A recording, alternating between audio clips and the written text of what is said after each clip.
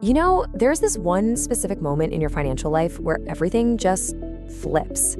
It's the point where you stop working so hard for your money and your money finally starts working for you. So today, we're going to break down the exact roadmap to hit that first crucial milestone, your first $25,000 in savings.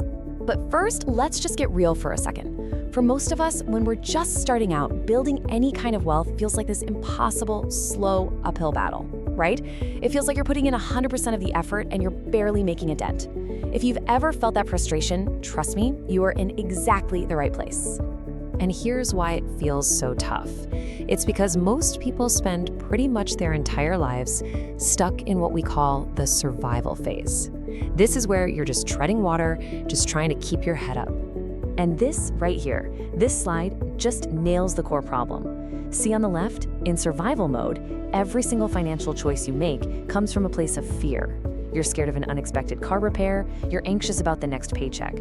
But once you build that savings buffer, you get to jump over to the right side, growth mode.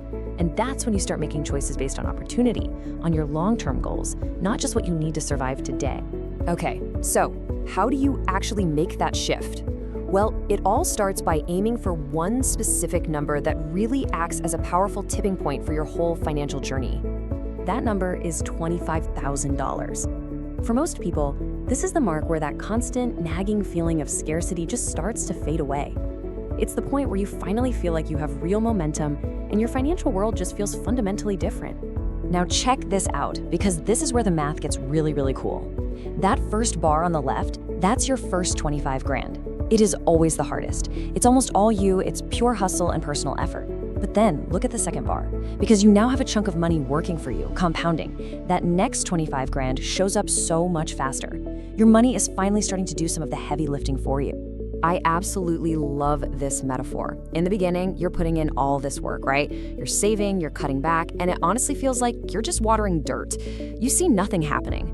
But once those roots take hold around that 25K mark, that tree starts growing on its own. Your money starts making its own money.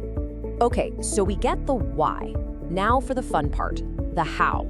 To hit this goal, you have to go beyond just vague budgeting. You need to build a simple but really powerful financial engine. And here it is, the 3-bucket architecture. It is so simple. Your fundamentals, that's your must-haves, rent, bills, that's about 50 to 60% of your pay. Then you got your fun bucket, 20 to 30% for, actually living your life. But here is the absolute key. Your future bucket, that 15 to 20%, that's your $25,000 engine. And you have to fill that bucket first, the second you get paid. Now, what if that fundamentals bucket is taking up way more than 60%, like 70, 80%? Well, then you don't have a spending problem, you have an income problem. And this quote is so important. Look, there's a limit to how many lattes you can stop buying, but there is no ceiling on how much you can earn. So, the game becomes about raising that ceiling. Learning a new skill, switching jobs for a big pay bump, asking for a raise, these are the things that dramatically shorten your timeline. And at the same time, you gotta kill those silent wealth killers. I call it the convenience tax. Those delivery fees, the subscriptions you forgot about, they add up. And every dollar you save there goes straight into that future bucket. Okay, so once you've got your buckets sorted and you're working on your income, there is one last tactic. And honestly, this is the one that guarantees you'll succeed. You have to take yourself out of the equation entirely. See, the reason most people fail at saving isn't because they don't want to, it's because they're relying on willpower. And willpower, as you can see on the left, is a terrible strategy. It's finite, it's unreliable, and it completely falls apart when you're stressed or tired. Systems, on the other hand, are automated. They're consistent. They work without you even having to think about it. And building this system is ridiculously simple. It's literally just 3 steps. 1, open a separate high-interest savings account. Keep that money out of sight, out of mind. 2, set up an automatic transfer for whatever your future bucket amount is. 3, schedule that transfer for the day your paycheck hits your account.